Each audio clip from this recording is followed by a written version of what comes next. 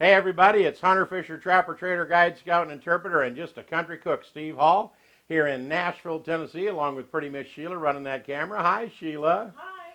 A little while ago, I got an email from a guy in Alaska, Tim. How you doing, Tim? He sent me the most interesting email. Let me read it to you here.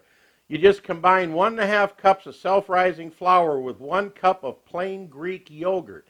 He says you mix it into a dough ball, knead it for a little bit, put some flour on it so you can spread it out, and it's the most delicious pizza dough you ever had. 2 ingredients, self-rising flour and plain Greek yogurt. I just got to try it. He said that 1.5 cups will make about a 12-inch pizza. He said if you double it, it'll make a 16-inch pizza. So come on over and let's get started, and I'll show you what we're going to do. Now remember, don't use all-purpose flour. You need to use self-rising flour. And Tim's recipe calls for 1.5 cups of self-rising flour and 1 cup of plain Greek yogurt from the store. It's really interesting. I got to try it.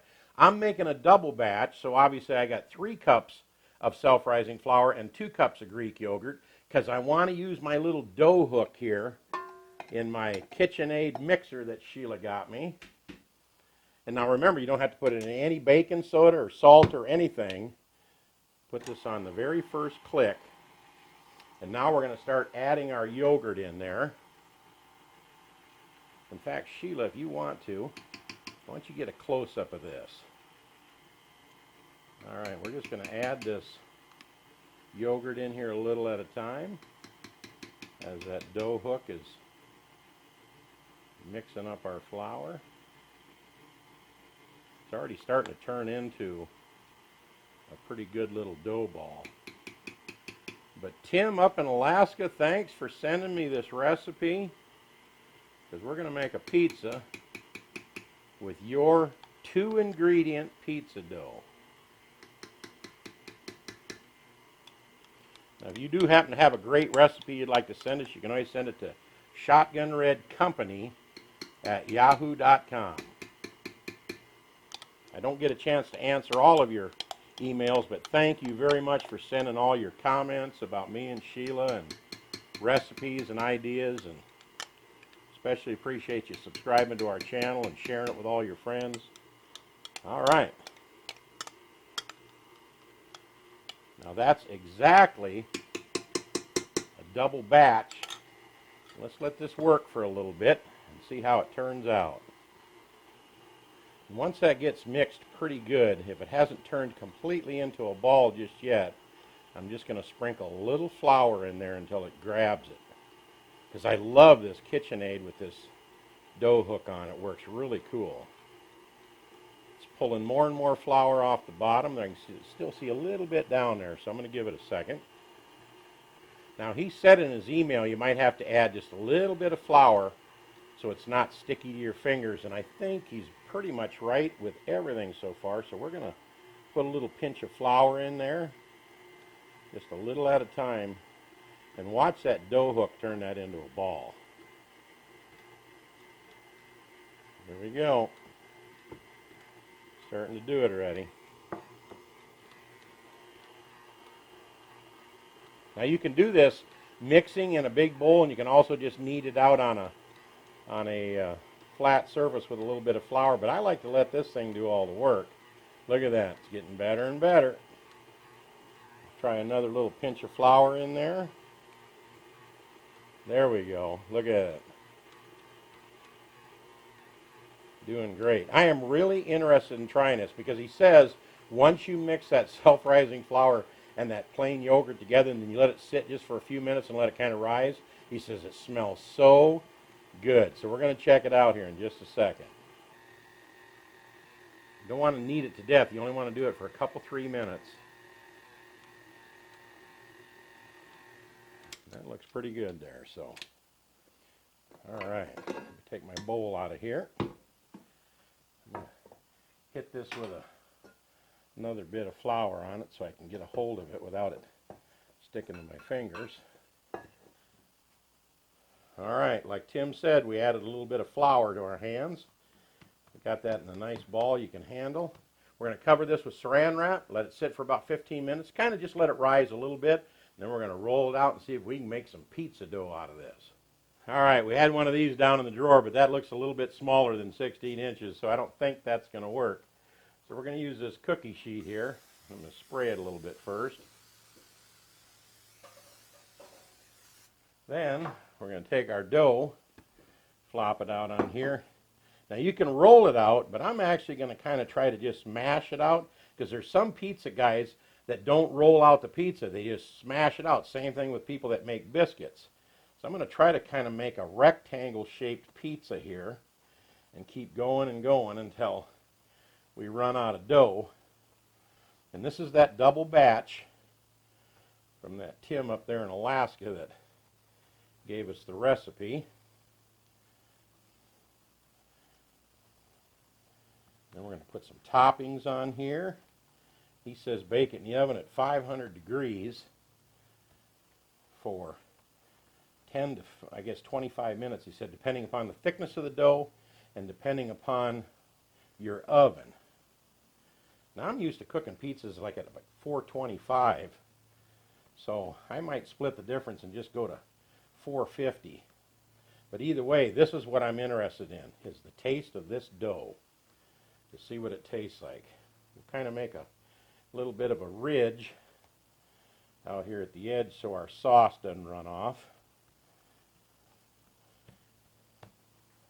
Looky there. All right, let's get some pizza sauce on here. Once we get her mashed all the way. You know, we might just have enough dough to get all the way to the corner of this thing. Almost like a deep dish pizza, but we're just going to... There we go. That looks pretty good. Well, Tim, you're absolutely right. Boy, that smells really good for just 2 ingredients. Unbelievable. Time for some pizza sauce on here. You know, pizza sauce is hard to find. You'll go in the Italian section and you'll find all kinds of spaghetti sauce and all that. You need to go the next aisle over until you find pizza sauce over by their pre-made crust. But don't do a pre-made crust. Do the one that Tim sent us from Alaska here. And this is just regular pizza sauce to go on the top of your pizza.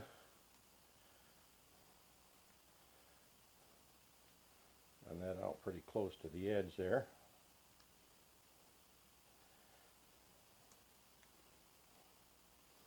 How am I doing, Sheila? Am I doing all right? You're doing all right. Running out of pizza sauce. Looks like I gotta have just the right amount to put on there. Just about perfect. I got another jar in the refrigerator just in case of emergencies. But I think this is going to work out fine. Now I'll tell you how I layer stuff. I don't put my toppings on top of pizza sauce. I put my toppings on the first layer of cheese because I always use 2 layers of cheese. So, let's get our mozzarella out here and just put a light layer on there before we put any toppings on, is the way I like to do it. Just enough to almost hide that sauce, not too much. We want most of our cheese on top. And I'm actually going to make 2 different flavored pizzas here. I'm going to make half of it. This has got onions and mushrooms already fried. I sauteed them up on the stove, so they're actually cold in this bowl, believe it or not. I had them in the refrigerator waiting to do this recipe. I'm going to do half of this with onions and mushrooms sauteed, and then I laid them on a paper towel to get most of the grease off of there. All right, on about half of it. That looks pretty good. Then we get our pepperoni. Start layering that on there.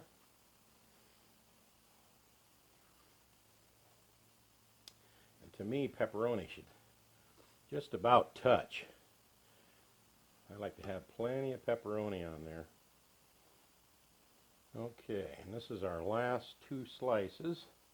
Now this side over here, we're going to make what they affectionately call in northern Minnesota at a lot of the restaurants they have in Minnesota and northern Iowa called the Pizza Ranch. And they have a thing called sweet swine. And what that is Canadian bacon and pineapple. Now, there's a real famous chef on the internet that says you should not put pineapple on your pizza. Okay, I'm not going to mention him by name, but his initials are Gordon Ramsay. And I can't help it, but I'm making my favorite pizza, which is pineapple. Oh, look at this, Gordon. Don't this just drive you crazy? Check this out.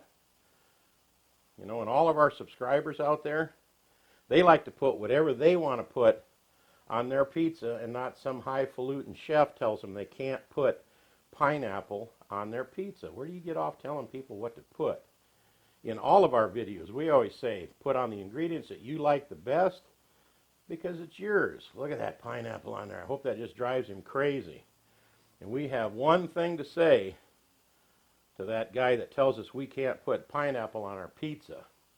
You need to try this because it's really, really, really good. And I got to show you this. I'm going to slide it out of the way a little bit. Can you see my Canadian bacon package, Sheila? You can. All right. Now this is Canadian bacon. And what is Canadian bacon? It's almost like a cross between bacon and ham. Now if you're looking at the pig here, the belly of the pig is where you get strips of bacon that you fry in the morning. The pork tenderloin across the top is where Canadian bacon comes out, and the hindquarters or the rump of the pig is where ham comes from. But when you're in the store, look for Canadian bacon, because that's what they use in their recipes up there in Minnesota. It's Canadian bacon and pineapple. They call it sweet swine. Or just go on vacation to Hawaii and order a Hawaiian pizza, and what is it? Pineapple and ham, or pineapple and Canadian bacon. Now you can use ham. If you don't have Canadian bacon, that's all right. But we're just going to lay some on here because I love Canadian bacon. It has a whole different flavor other than ham. So we got a half pepperoni and half, let me move this back center for Sheila. She likes stuff in the middle. There we go. Yes, that looks better. Look better if it's in the middle of the frame, don't it? Mm-hmm. All right. Right on top, that illegal ingredient. It's against the law to put pineapple on your pizza, he says. It does not go on the top of a pizza. I think the guy just did it to cause some controversy so everybody will talk about him. But on the other hand, where does anybody come off telling you what you can put on your pizza? So we're doing it here just to irritate them. All right, one more little chunk, I think, right there. I like to take my Canadian bacon and cut it like a little X, and so it makes them little triangle shapes because that's what it looks like on the pizza up north. All right, Tim, there's your 2-ingredient dough underneath here. And we got all of our pepperoni along with mushrooms and onions over here. We got our Canadian bacon and pineapple on this half. Let's pop it in the oven and see what it turns out to be. You guys are not going to believe this. We get it in the oven for about 2 minutes, and I went, wait a minute, I forgot to put the second layer of cheese on. So me and Sheila picked all the toppings back off of here. After you get your sausage, or I should say onions and mushrooms, you can use sausage as well. It almost looks like sausage on there. And pineapple, you got to put another layer of cheese on it before. Honey, will you go grab me one more bag of mozzarella cheese out of the refrigerator? Thank you very much, Sheila. You're welcome.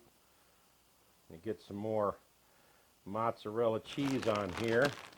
I spotted that and I said, we forgot to put the second layer of cheese on. What are we going to do? Should we just kind of fake it like that's the way it was? And I said, no, our subscribers are too important not to do it right.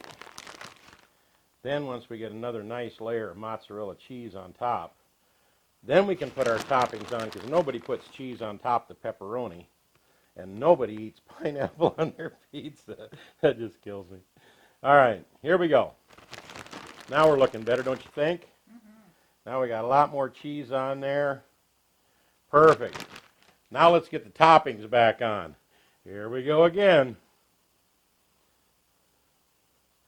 I got extra pieces of Canadian bacon left. It's like I got extra parts left that I took it apart and it didn't go back together all the way. So I guess I was kind of in a hurry. But there we go. Now we're going to put this back in the oven and we'll see in a little bit. Duh. Look what we have fresh from the oven, layered correctly. Man, oh man. Tim, this is the most incredible thing. I'm talking to Tim in Alaska, who sent me this recipe for the crust. Now, you can put anything you want on top. In fact, we even put that second layer of cheese and kind of hid that pineapple so Ramsey wouldn't have a heart stroke. And let's cut this. Let me get a hold of the corner of this pan so it don't go running off on me. See if we can cut this. And Sheila, what were you saying in the kitchen about breakfast pizza? Yeah, you could do that with sausage and eggs and cheese. Wouldn't that be great? How many times have you been sitting at home thinking, boy, I sure would like to have a pizza. I got all the ingredients. I've got some sausage and some mushrooms and all that stuff, but I don't have any pizza dough. Well, if it's that easy to make, and Sheila eats plain yogurt all the time. She always has yogurt in the refrigerator.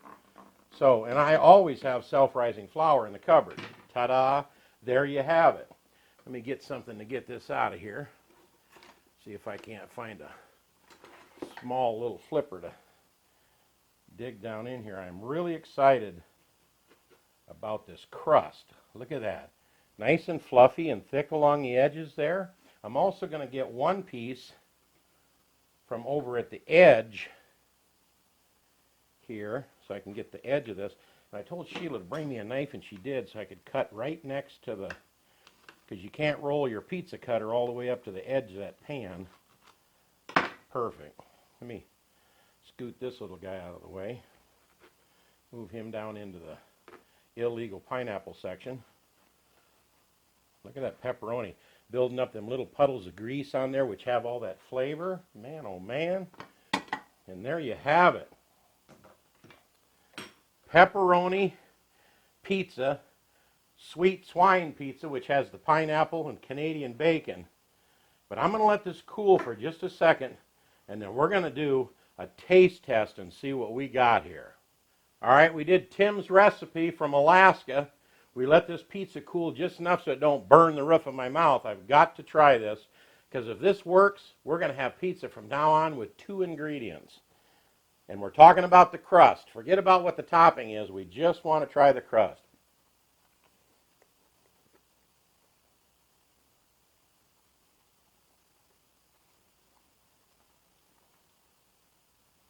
Sheila, you have to try this.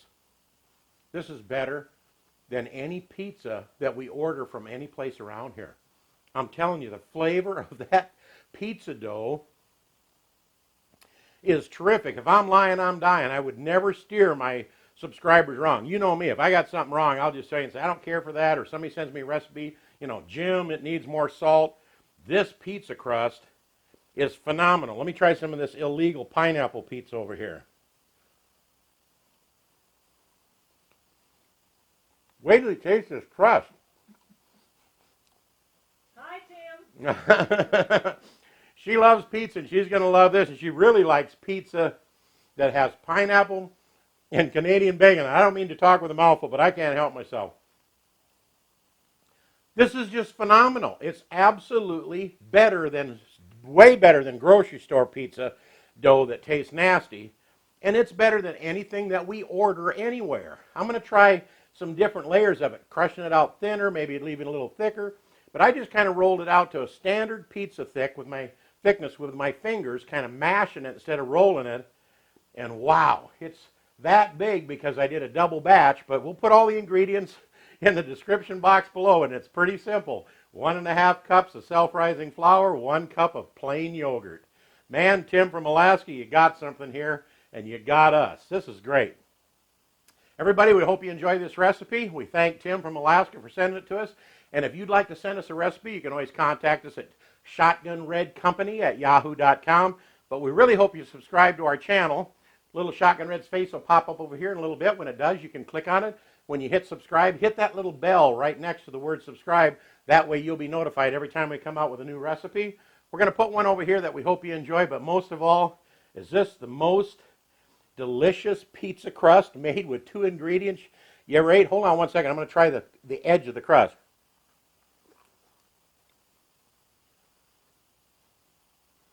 I'm sorry, but my brain's going crazy. I'm thinking, take that, roll it out, take some little cheese sticks, and roll them into the edge of the crust and bake it, and that's great. But he's right. They're doing something up there in Alaska other than chasing grizzly bears around and catching salmon and doing a little swamp stomping. I just love you guys up there. We were up there. We played at Palmer, Alaska at the state fair for like 10 days, 3 shows a day with our band. We had a great time. It was fantastic. Eagles and moose walking everywhere. And you ever get up to Alaska, check it out. It's just God's country up there. And this is the best pizza. Is it the best 2-ingredient pizza crust that you ever made? In fact, I think it might even be the best. If it ain't, it ought to be. Sheila, what do you think? I'm going to find out. You're going to find out because you got to try it in just a second. I may have went on and on a little bit too much over something this simple, but just whip it up and try it, and you'll always have instant pizza crust at your house. And we'll see you next. Sheila, say goodnight, Sheila. Good night, Sheila. My mouth is still watering. I got to take another bite. We'll see you next time on Cooking with Shotgun Red. Thanks a lot, Tim. Great recipe. Bye-bye.